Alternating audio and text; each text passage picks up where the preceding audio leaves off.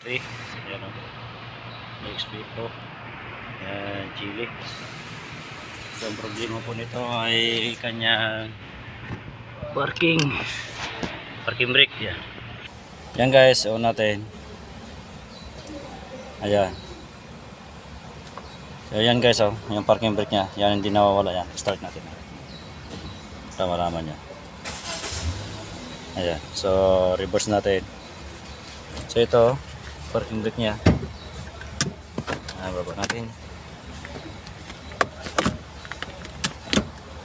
Ayan, baba natin. So, nawawala yan.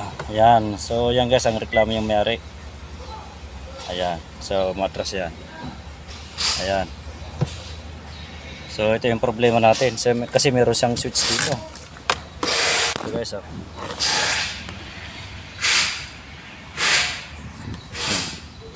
So, ito yung switch niya, guys.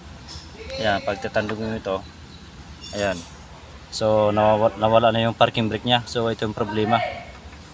Yung kuha natin sa switch. Ito. Yung switch niya. Yan. Ito guys, oh, yan. Nawala yan.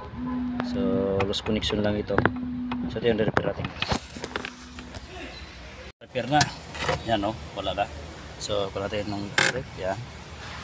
So, okay na guys. Ayan. So, ganoon lang po ang pag-repair natin. Kung may problema po dito sa switch niya, dito sa handbrake niya, doon po makita ang problema. So, ganoon lang po guys. Sana meron kayo natutunan sa aking vlog ngayong araw ito sa GX3 handbrake problem. Maraming salamat po. Bye-bye.